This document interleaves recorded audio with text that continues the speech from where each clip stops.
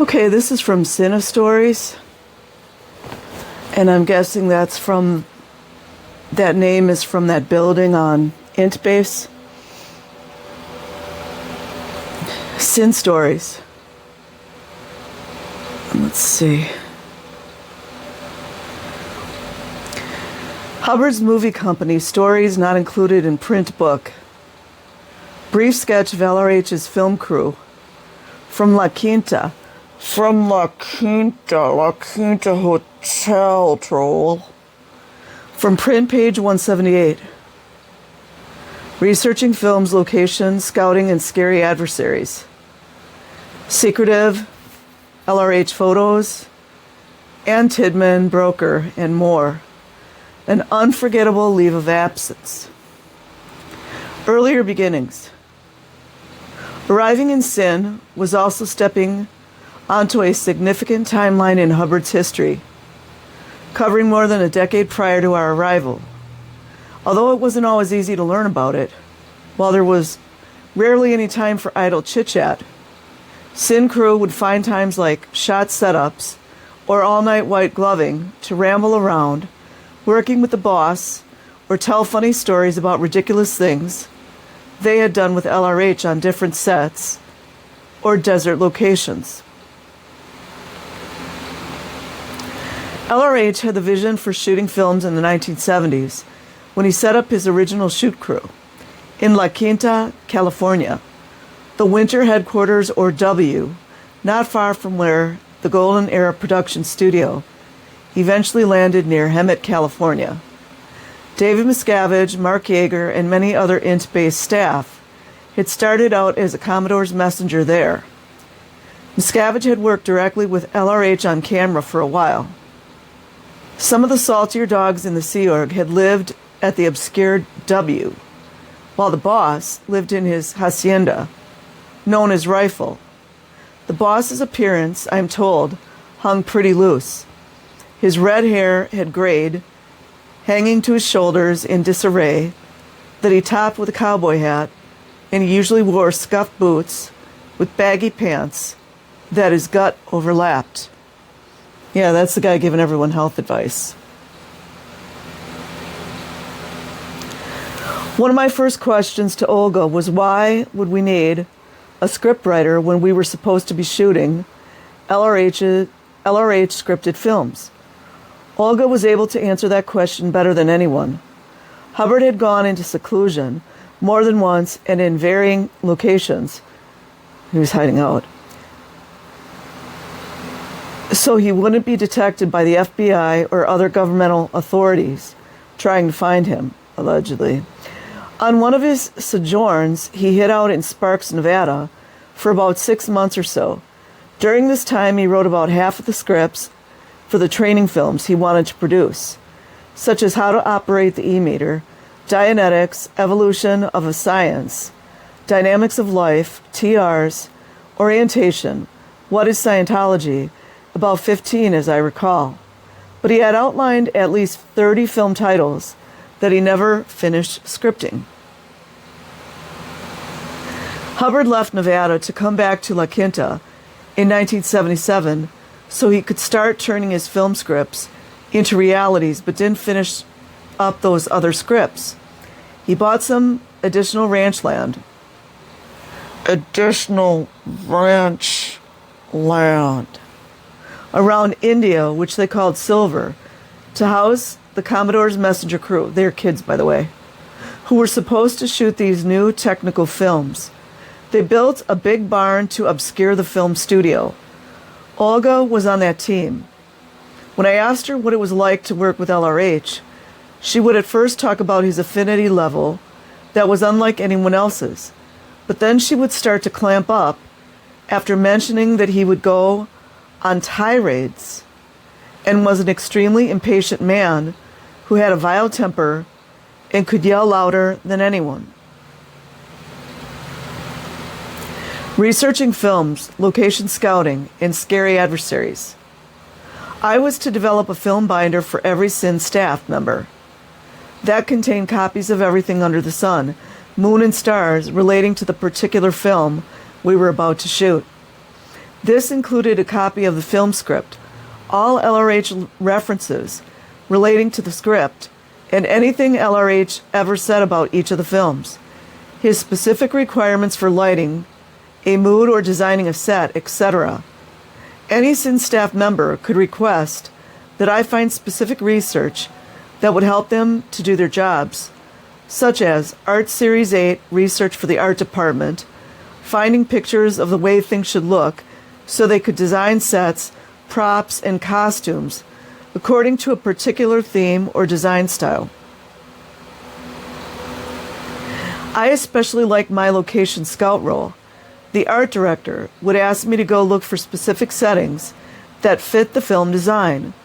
While this was only possible during the limited times I was on the OK to Drive list, it gave me the opportunity to get off the base and visit anywhere I needed to go within reason to find the best location. Jennifer once asked me to find an air landing strip surrounded by trees, a difficult task since airstrips are purposely cleared of trees for safe landings. I found one on Coronado Island near San Diego, a great excuse for a fun day trip.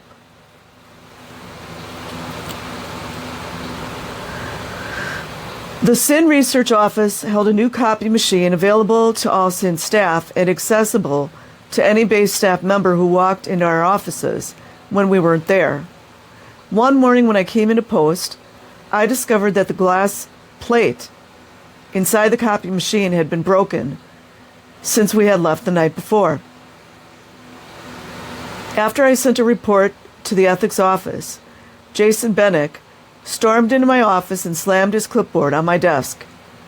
He demanded to know how the copy machine glass had been broken, as if I was supposed to have mind-reading abilities, and tell him who did it, when and how. I disappointed him by having no explanation. He was convinced that I had broken the glass and was hiding other crimes too. He assigned me a lower condition for not being responsible for the copy machine. Then the ethics officer interrogated me. I want to know how old this person is. The groupthink within the Sea Org is that a Sea Org member is responsible for and in control over all of life, thought, matter, energy, space, time, and form. So my senior had to find a way to make me responsible for this broken glass. It's also a narc move. Ethics officers investigated all the SIN crew, but no one else fessed up, which in Jason's eyes pointed the finger at me. Guilty until proven innocent. I wondered why he hadn't considered the fact that the doors in the lower lodges remain unlocked throughout the day and night, and anyone from the base could walk in and use the machine. Instead, it was much easier for him to make me culpable. They interrogated me on the e-meter to see what kind of needle reaction they got in response to the question, "Who broke the glass? Did you break the glass?" Since I hadn't done it, there were no adverse needle reactions in response. But afterwards, Jason Bennick got in my face about 2 inches from my nose and with jaws clenched and swore that he would find my crimes one day. All for a broken copy machine. You see what they do? Even more vivid in my memory from Bennick are my encounters with a security officer named Karsten Matthias. He was either Swedish or German, whose behavior fit a stereotypical demeanor as a cruel Nazi-type policy enforcer, or at best, someone like Colonel Klink from Hogan's Heroes. Karsten used to walk through the SIN lodges, doing inspections, looking for outpoints and other out ethics indicators. It's all narcissism. When he walked in my research office, instead of saying hello or greeting me in a friendly manner, he'd slam his clipboard on my desk and call my name in a high-pitched shriek. At first, I used to jump when he did that, but eventually acted bored by his predictable drama. He'd ruffle through my baskets, holding my in, pending, and out documents, looking for stale communication. He'd look at my stat graphs, and if my stats were up the previous week, there would be no praise or acknowledgement. It's another narcissist kind of thing. If the graph was down, he'd order me to ethics for a meter check, but first would shriek at me and demand that I tell him what my out ethics situation was. See, it's like they're all playing a pretend game. It's a trip. He once came into my office with a copy of a knowledge report that had been written on me a year prior when I was on the CCNW, and screamed at me about how out PR it was that someone from a lower org wrote a KR on me. He demanded that I confess to crimes he believed I committed while doing a squirrel visit at CC Chicago. I got so fed up at his control freak drama that I began knowledge reports about Karsten's behavior. His Nazi drama was not supported by any LRH policy I had ever read.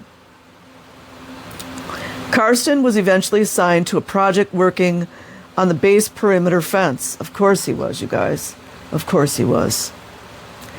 Adding sensors and cameras and replacing some of the barbed wire with sections of black iron spiked fencing. Karsten's new post gave him minimal connection with other staff. Sounds like a psychopath to me.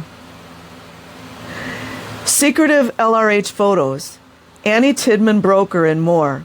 Since my job required providing a lot of pictures of LRH in different settings and time periods to Sin Crew who requested them, I made frequent visits to LRH's film and equipment F&E unit to browse his historical photo albums.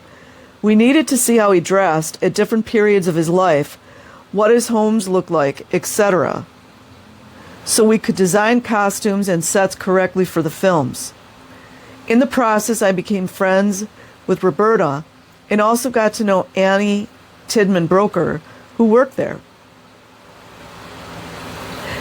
F&E, a CMO unit, was located between the lodges and the gym, where a team of 5 staff took care of L. Ron Hubbard's camera equipment and ran a secretive photo studio that processed prints of Hubbard for marketing and promotion. Within F&E was a dark room where Annie Broker and Roberta processed photos. Since this was a CMO unit, they were senior to me, so I felt that I couldn't ask a lot of questions. Annie, who constantly looked sullen and miserable, barely said a word to me until months after I met her.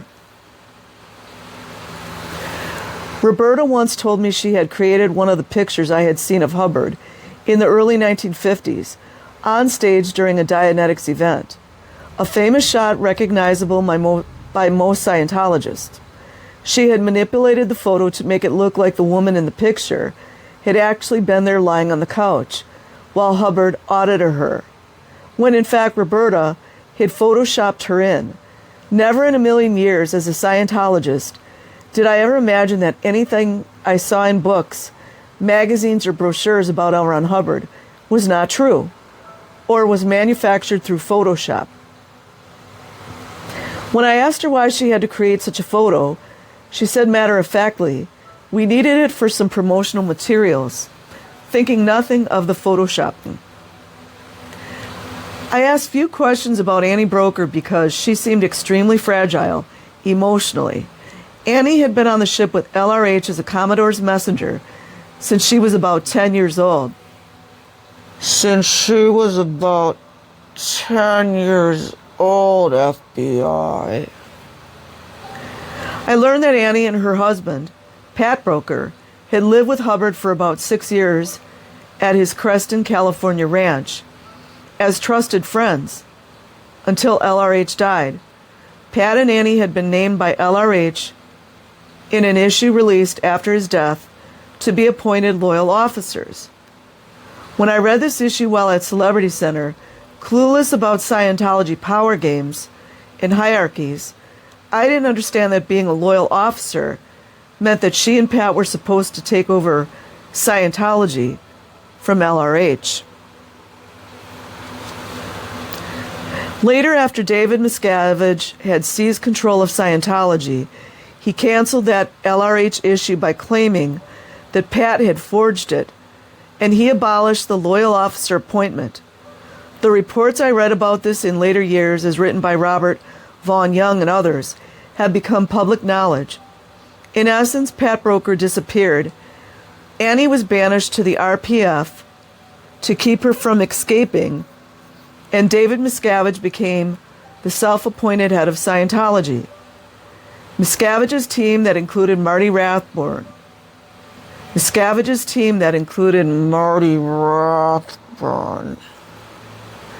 Spied on Pat Broker since 1989.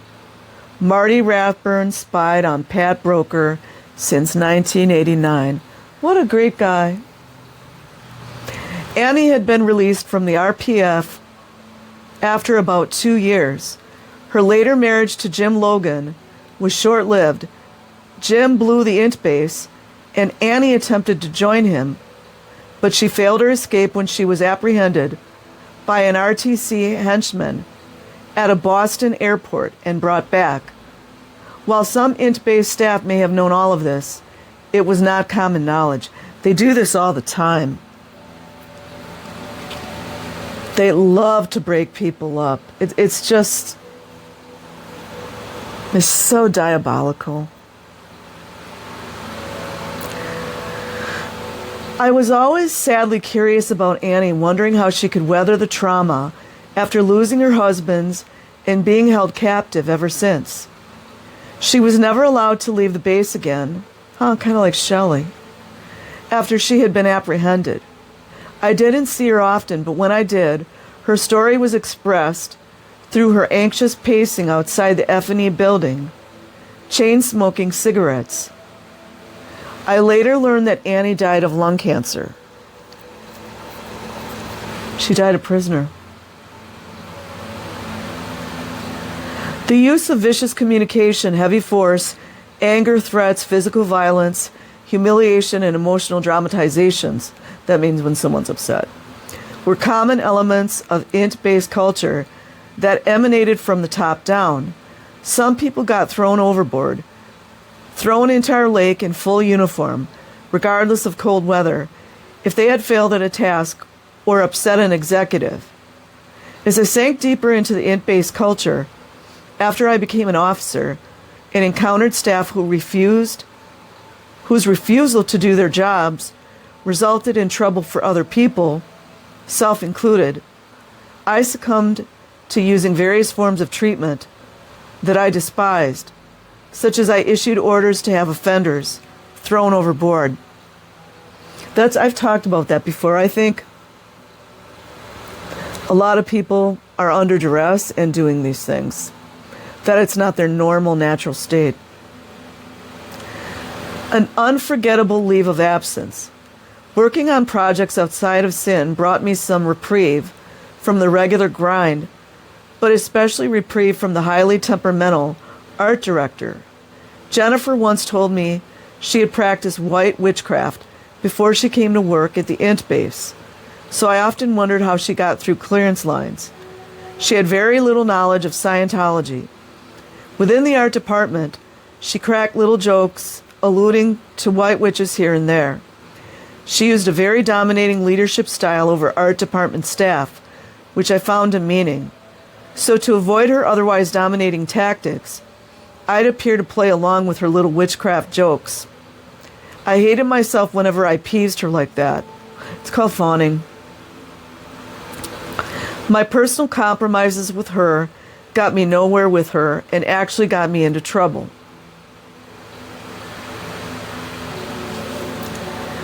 I once applied to take a leave of absence to attend my husband's family reunion in upstate New York. The family summer camp was at Lincoln Pond, nestled in the Adirondacks. Peter and I had been at the int base for several years with no time off, so we felt it fair to request a leave, also covered in LRH policy. We added on a weekend in Mexico to the family reunion trip, since this was our first vacation in years. I had to get approved from my senior Jennifer before I could go, but she kept rejecting my request She said that the art department had too much work to do. See what they do, you guys? And I had no right to leave in the middle of it. I questioned when there would ever be a time when we would have no work to do. I even arranged with another staff member to agree to do my job for a few days while I was gone. But Jennifer refused this plan. Frustrated, I took my request directly to the ethics officer, who approved it. I informed Jennifer that my post was covered and would be back in a few days. She blew up and tried to prevent me from leaving. I left behind in a trail of phone numbers, places I would be, so she could call me if needed, and left without her good graces. Well, you know it's coming, you guys.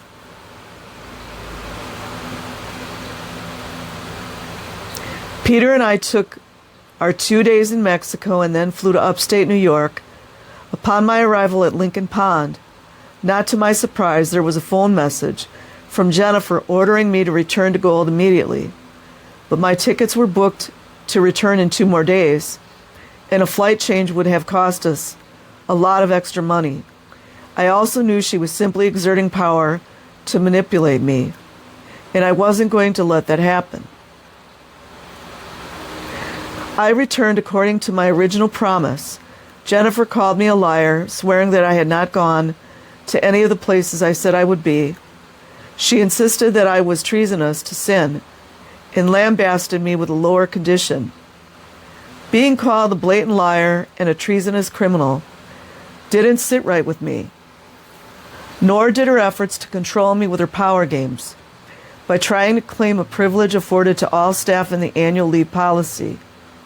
I had only managed to stir a hornet's nest that led to another series of interrogations. Such was life at the int base. But this was the least of it.